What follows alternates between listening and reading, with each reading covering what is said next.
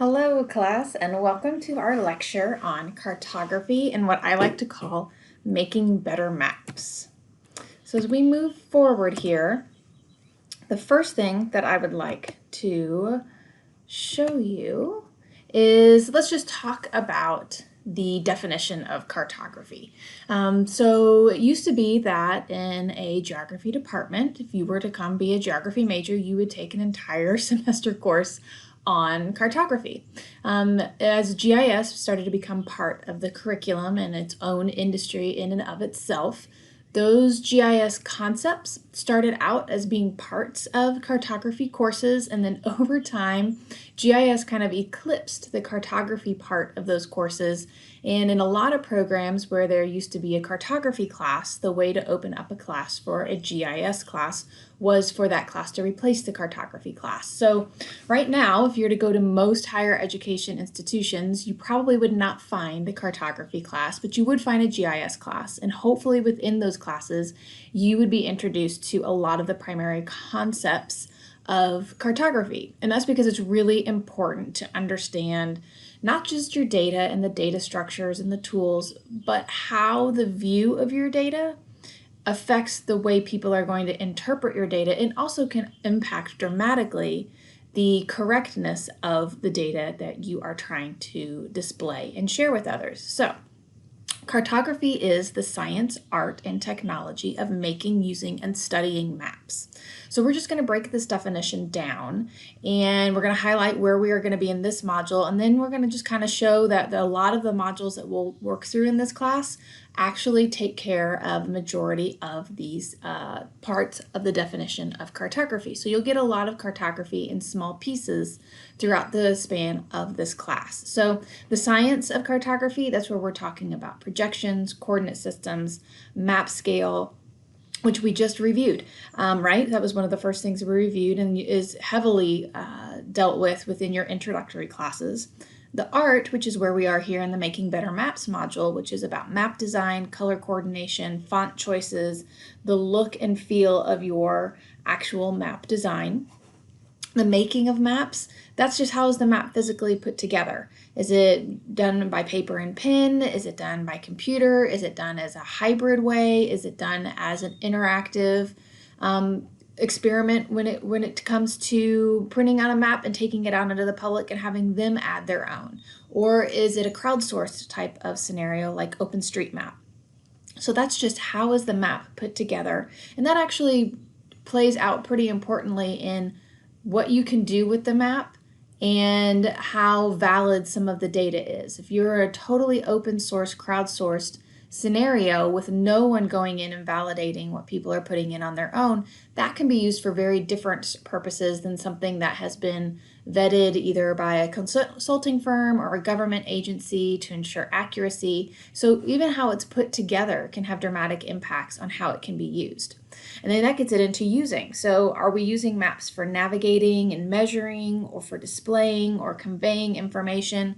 So the use of our map is going to dramatically impact how we put our map together and what pieces and elements we put on our map. And then studying, that's the geographic analysis. That's what the majority of this class is focused on, so the majority of a GIS class is. So you can kind of see that all of it can be binned underneath this definition that goes along with cartography. So for this class, you might be asking, well, that's all fine and great, but I thought this was an advanced class where we were going to do more analysis, learn more advanced things. Why are we focusing on map design?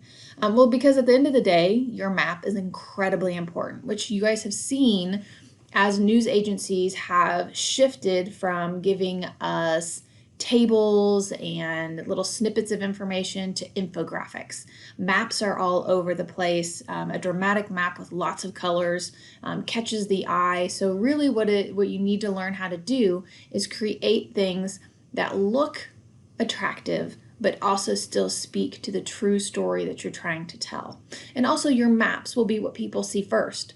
You can go through a wonderful analysis, have a fantastic peer-reviewed written report behind you, but if you have a map in there, that's exactly what people are going to look for first. That's exactly what people are going to pull out and try and put into another publication or show on social media or show on the news and try and have that map stand alone and only tell the story itself. So if you know that ahead of time, you can work at creating your map to be a standalone thing that can tell its own story without you, the person, or the document behind it having to explain everything. It also is going to affect how your map looks. It will affect how people view your analysis and the quality of your work. You could have the best steps, the best methods, the best tools, and have really exciting results. But at the end of the day, if your map does not look attractive or does not look well made, people are going to assume that your analysis wasn't well done either. And the flip, of course, is true. You could have something that looks really slick and professional and really like on the cutting edge of what graphics should look like. But behind that could be really crappy data. And I would argue that we probably see a lot of those out there in really quick news sources and social media, things that look really cool, but when you get behind them, they may not be following proper rules about data display and how we should be viewing and categorizing our data. So you really want to have an eye towards that. So let's look at an example here. So this is a map just kind of with the defaults. And we're going to go through and kind of read this map from top to bottom to see what we can glean from it. So first thing we see here at the top is a title. It's in Adams County, Ohio. All right, so I'm going to go down and I see this weird shape that I'm going to make an assumption is Adams County, Ohio, though I've never been there and I am not familiar with the area, but let's assume that it's Adams County. I see a bunch of pretty colors. So I'm going to go to where it looks to be a legend, and I'm going to see that it's a grid code, so it's a bunch of numbers. Okay, well, I really don't know what those numbers mean, but something's changing across Adams County, clearly. I have a bunch of brown dots. If I look at that and squint, I can see that it's a what's it underscore lokes. Okay, well, the underscore as a a non-computer science reader of this I don't know why there's an underscore there. I don't know what a what's it is. I don't know. Lokes might mean location. I don't know. I can see that there's a scale there, although in the US with meters, it's kind of a goofy thing to have. Look over there at that north arrow, and all I'm going to say is that from this, apparently knowing that north is up is incredibly important in this map. Like, it's more important than understanding what the colors are on the map. That north arrow is so big. The other thing I'm noticing about this is that as I look at it, it feels very unbalanced, and hopefully you noticed that too. It's been shown actually in research that when a person looks at a piece of paper, we kind of assume when we're creating and making maps that they're going to look at the center of the piece of paper. They don't. They actually focus in that top third of the piece of paper. So that's where your eye initially goes. So it's always a good idea to put the main focus of your map, of your graphic, kind of in that space, so that when people look at it, they can see that first and they don't have to shift their eyes down to see the main story of your map. So let's compare that to another map that was made with the exact same pieces of information, just a little bit more time spent on the final cartography of that particular map. So again, we start off, titles are so incredibly important. They need to tell you what and where. In this class, I will always require what and where. So we see what's it home ranges in Adams County, Ohio. Okay, so I know something's, what's it must be a creature, and we're going to look at their home ranges, Adams County, Ohio. I now have a locator map, so I can see that, oh, the shape I'm seeing is the shape of a county, and now I know where Adams County is in Ohio, so that's always kind of nice. Again, I see a bunch of colors. I want to know what those mean. I can see now that there are land cover classes, and I can see also the source is the NLCD. Now, here's where audience plays. If you're providing this to an audience that is familiar with data and GIS and ecological monitoring and data collection, they would recognize NLCD to be the National Land Cover Data Set. So that's one criticism of this map, is that it's going to be audience specific because of the source. I haven't explicitly said what the source of the data is outside of that NLCD word right there, so that only people kind of professionally would understand it. But I can see that I have nicely done colors that make sense, that are very easy to interpret. So water is blue, forests are green, ag is a yellowish tan. So I've followed the professional conventions for what those colors should be. So if a person looks at any other land cover map that should come out of any type of professional or government agency, they're going to see those same colors. So it's very easily interpretable. The black dots I can see are what's it locations. So those must be locations of individuals or of communities. and the black outlines are their home ranges. So I'm able to understand that this is happening in Adams County, where it is. I know what type of landscape I'm looking at. I can even look at this map and do some kind of visual interpretation and maybe say that these what's-it creatures prefer forested habitat, maybe even forested habitat along riverine areas. Maybe they really like to be in riparian areas based upon just what I'm seeing on this map. I can also see that there is a scale bar in miles, so it's a really common unit for the United States, so audience specific. The north arrow is there because yes, it's required and it's important, but it is not the main story, so it just is a background piece of information. And finally, I can see that there's a byline down there. You always want to make sure that you give your map a source, which is you, and then also a timestamp so that people understand. So I can look at this and understand that this is from 2006. So if I'm somebody who's either studying what's-its or wants to go to Adams County to see what's-its, I should probably check in with some qualified resources to see if 14 years later, this is still valid information for Adams County and for the what's-its. So as you can see here, we've adjusted this map by changing just a few things. The title, we made it a little bit more specific. We kind of put a background behind it just to kind of balance the map out again. And that map balance, we've moved that main pane up a little bit, filled in the information below.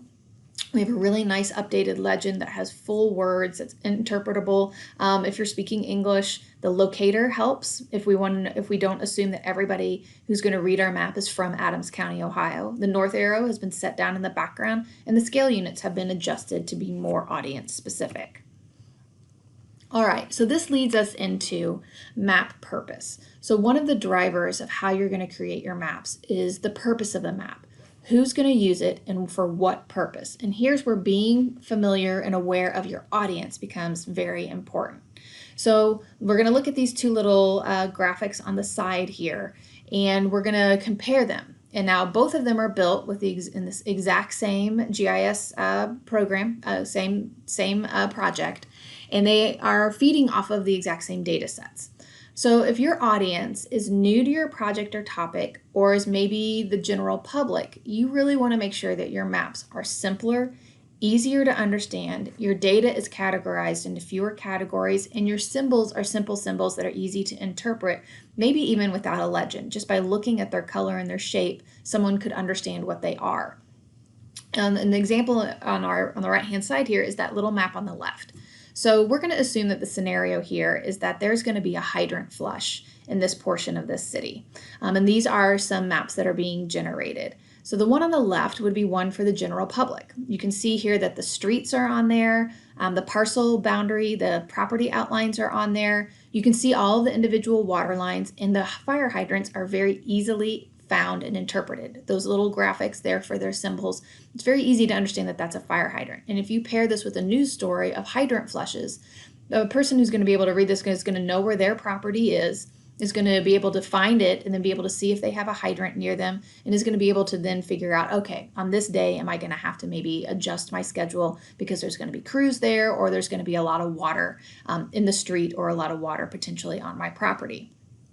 In contrast, if you look at the map on the right-hand side, which is the exact same scenario, you see additional data sets, lots of different symbols, lots of different dots, those green squares, round things that are kind of faded in the background that are stacking on top of each other.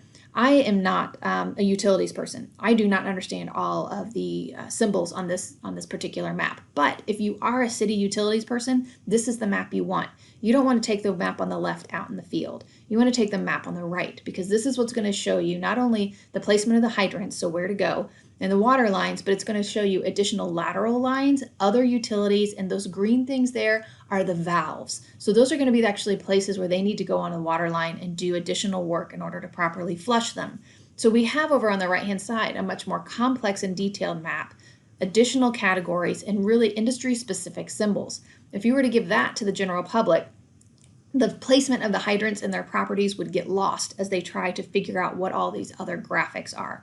So on the left-hand side would be for an audience unfamiliar with utilities, the right-hand side familiar with utilities. So map purpose, so what the purpose of the map is directly leads into the concept of what we call visual hierarchy. And visual hierarchy is really, what do you want the reader to notice first and remember about your map? And everything else kind of you're gonna place it into the background. And we're gonna talk about elements of your map and some skills that you can use in order to, and techniques to put things in the background. So visual hierarchy, like it says, is created by designing some map elements to appear as background information, while others are prominently located in the foreground. So we can do this a variety of ways. One of the biggest ways is simply the position of the element on your map layout. Like I said, that one place people will focus is that top third.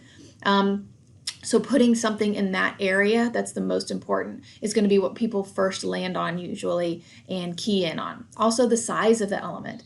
We just naturally think that if something's larger, it's more important. Now, this doesn't mean just make things bigger to take up space. White space is not your enemy. You don't have to take all of it up, but just keep in mind that the thing you want someone to focus on should be the biggest thing on the piece of paper. Colors become really important. You want to have contrasting colors, but you want to be sensitive to some of the inherent feelings and meanings behind certain colors. You want to be sensitive to people who are colorblind. You want to be sensitive to, what if this map needs to be printed out in black and white? So those things need to be taken into consideration as well. Line weights, how thick is the line? Line detail, is it a solid line? Is it a dashed line? Is it a dotted line? Also in font characteristics, and we're going to talk about each of these and show how they impact a map. So here's an example from Cynthia Brewer's book, and Cynthia Brewer, you've seen some information from her in your reading as well. She really is the person who has trumpeted how to make maps in the world of GIS and really take them to the next level. And she's also one that's created a lot of different color things that you can go and reference to make sure that your colors are making sense. The Color Brewer, and you can also toggle it to see, what your chosen color ramp would look like to people with different eye conditions and in different areas. But this is from one of her books, and these are think of these as two final layouts, maybe two posters or 2 pages in a book that are all feeding off of the same data frames or maps within ArcGIS. So it's the exact same pieces of information. She has just arranged them differently to tell different stories, and she's used the concepts of visual hierarchy to do that. So on the left, we have a map that emphasizes vegetation, and on the right, we have a map that emphasizes parks.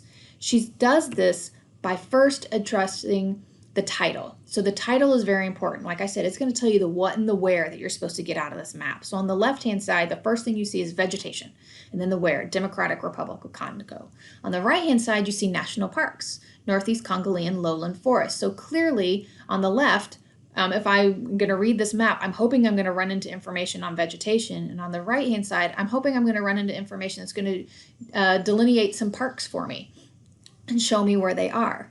The next thing she's done is she's changed the main map pane, that biggest map pane that's in that visual area. On the left-hand side, it's the actual DRC. So it's the outline of the country. I can see the entire country. It's symbolized by vegetation. I can very easily look to the legend and see what the vegetation is. I go straight from that main map pane into vegetation. Over here, the main map pane, if I start to look around, I start to see the names of the parks here. So I can see, oh, okay, now I'm focused in on those parks. Then I see that there's color behind here. So I can go over to the legend and see what all those colors mean. So that's easy. That's nice to interpret these parks. Like what kind of environment, natural environment are these parks in?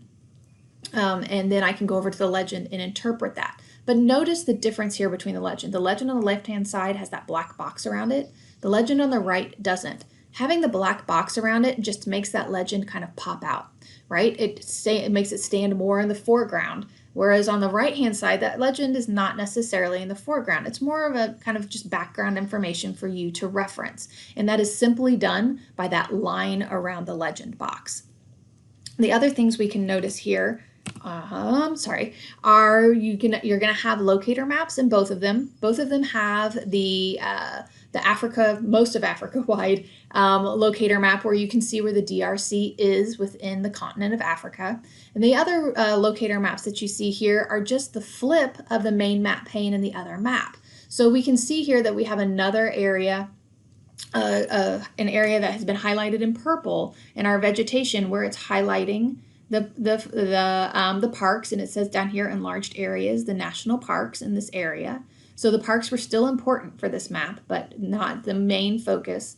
And on the right-hand side, we can see that we have the DRC as a locator, and we can see where this purple box is, this main map pane is within the DRC, and that's what allows us to focus in on the national parks. So some really simple things done that have a great impact on the map interpretation and the map purpose and the story that that map is telling. So some really great elements there. We can also affect visual hierarchy with font, and this is just about how big is the font, what is the weight, right? So is it a bold or is it not? The scaling, so how many characters are crunched into kind of, a single space. You can have wider or more narrow. Color darkness, the darker the colors, they stand out more. Lighter colors are in the background.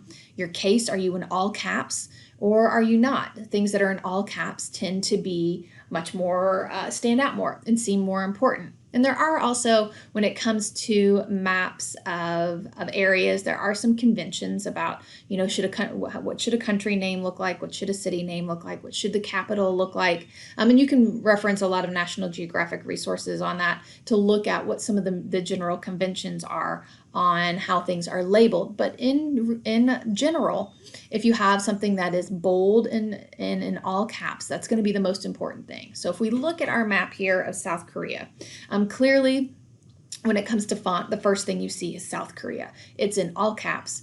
It's in bold. It's what we need to see. It's what the main purpose of understanding and interpreting this map is. So you're clearly looking at a map of portion of South Korea. The other things you notice maybe are some of the city names. They're a little bit bolded, so they do stand out. They're in black, which contrasts with the colors behind it. And then hopefully the other thing, if we were in class, what I would ask you to tell me that you saw, and most people would initially say that they noticed this up here, and then we'd have a conversation about, well, what is it about those words that make them stand out? So I'd ask you to think about that here for a second. And hopefully when you are done thinking, you have noticed that, number one, it's in all caps, so it's important. Number two, it's in a pretty important color, red. Red is usually something that needs to stand out as important.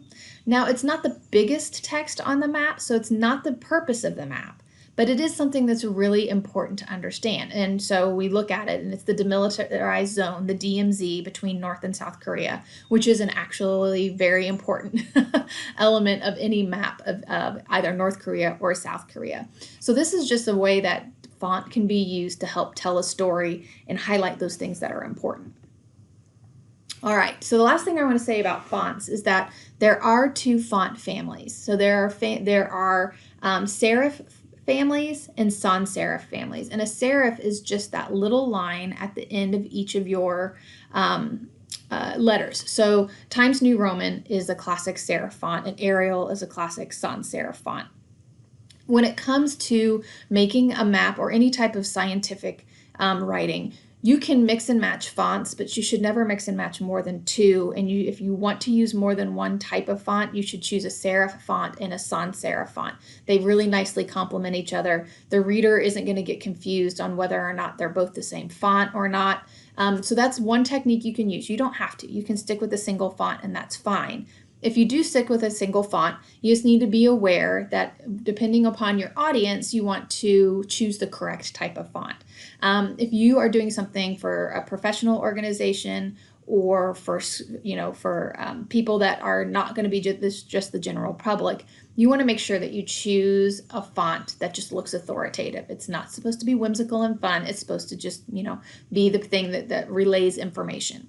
If you're doing something for the general audience or even kids, so something that should be a little bit more whimsical and fun, you can choose a non-traditional font like Comic Sans Serif or all the other additional ones that they have in the font libraries now. Just be aware that playing with font can be fun, but if it's for professional purposes, it's best just to stick to the traditionals. All right, this is something that should be review from your intro class. And I'm going to assume that you are familiar with these different data classification schemes. And this isn't necessarily about building about map cartography, but it does play into how you symbolize your data that gets put on a map. So you just need to be aware of some of the underlying assumptions with each of the data classifications. So equal interval, where your data is broken into equal intervals based on the total span. So if you're from 0 to 10 in your 10 classes, you're going to have a class at 1 through 10.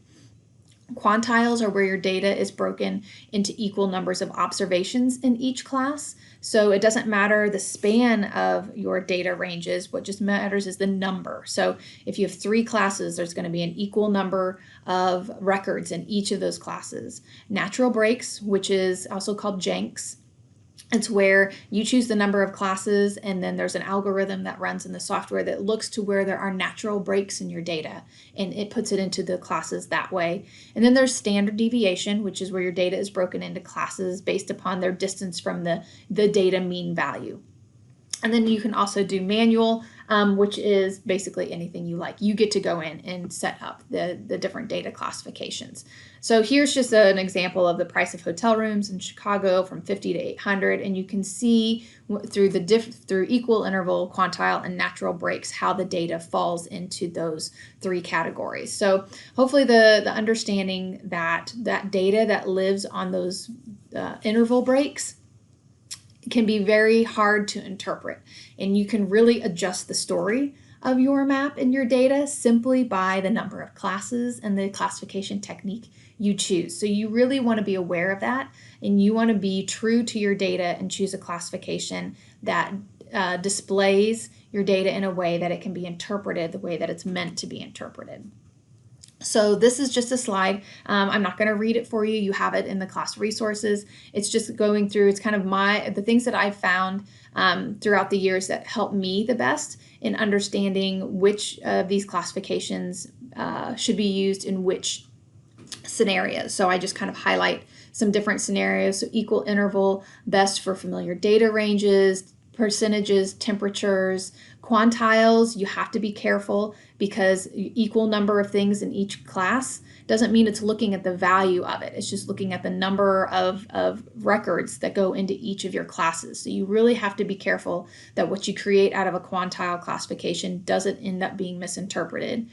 Natural breaks is good for mapping values that aren't evenly distributed. If you have data that kind of breaks on its own in natural places, a lot of natural data, environmental data is good for natural breaks because it has a natural rhythm to it. And then standard deviation, when you know that how things relate to the mean is important, standard deviation can be great because it's just showing you how you fluctuate from the mean and how different you are from the mean. So go ahead and you can read through those on your own. The other thing here, this is just highlighting the Color Brewer app that you can find online, and just cautioning you that the use of red should be done very carefully. You need to make sure that and understand that it typically means danger or important. You need to be aware of color blindness, and if you ever are unsure what colors should be used for a particular project or a particular data set, what I do, because often I'm thrown into given data from a field that I'm not an expert in, I tend to go out and search out the maps that are being made by the people who are experts in that field, and I look at the colors that they're using. What color ramps are they using? What colors are they using to identify individual pieces of information? And I rely on their expertise. You also need to be familiar, is your map going to be primarily viewed in color or black and white? Because there are some colors that you can choose that translate very nicely to black and white, and then there are other ones that don't. So this little app is really nice and will help you with that. All right, so this is our final wrap-up slide here for this particular module. And this is going to be talking about basic cartographic map elements, and then we're going to transition into what's required for this class. So the basic cartographic map elements in general are that you have a title, a legend, a scale bar, the map creator name and date, the data source, the north arrow, and a locator map when logical.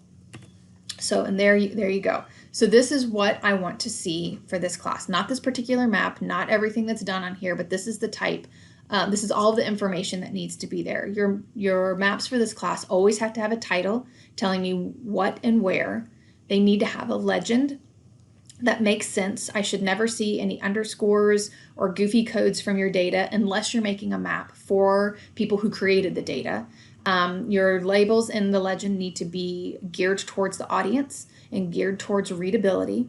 A scale bar that makes sense. If it's supposed to be used for measuring, it needs to be real detailed. If not, it can be as general as you want. It needs to start at 0 and it needs to stop at a whole number. I don't want things that are stopping at these goofy numbers, so you need to be aware that it stops at a whole number and units that make sense for the audience. You need to put your byline on there, which is your name and the date, and also the data sources. You need to cite where your data comes from, and I'll usually give you some guidance on those sources when I give you the data sources. A north arrow needs to be on there. Just choose wisely. Place it somewhere where it's not gonna, overwhelm your map, but you can still find it. And when logical, sometimes in this class I'll require locator maps because it's a good skill to learn how to create a nice looking locator map. However, there are going to be times too that I say you can put one on if you want, but you're not required to. All right, so this is just additional information about that locator map. So the locator map or the inset map is just supposed to be used to show where your main map pane fits into a broader context. So I often get questions about, well, how far out should I go for my locator map? So the one thing I will say is you can use this little table at the bottom as a guide. So if your main map scale is a U.S. state or an administrative boundary for another country, your inset or your locator map should be the next scale above that. So the larger region or the country. So if you're making a map of the state of Ohio and it's supposed to be for a broader audience, an international audience, you would want a map of the United States showing where Ohio was. If your main map scale is a county, like the example there of Adams County, Whatsits, your locator should be that next scale up, which is going to be your U.S. state or internationally the region that smaller municipality or that smaller administration is in. If you're down even smaller at a city or a local administrative area, or even if it's not an administrative area, it's just a local area, you just want to go to the next administrative level up. So you either want to, if you're in a tiny little area in a city, go to the city. If you're in a city, go to the county. Just go one level up at least so that someone can look at some boundaries and be able to place what your main map is in context. The last thing I want to say about the locator maps is that you need to be careful about the projection. Your locator maps should never be in geographic. However, a lot of the data that exists out there, that's these basic boundaries, is all served in geographic. And the reason they do that is because, remember, every time you project a data set, you're inputting some error into the coordinates because it's having to get shifted around. So the data will be served in geographic so that it's ready for you to project it once into the projected coordinate system that you want.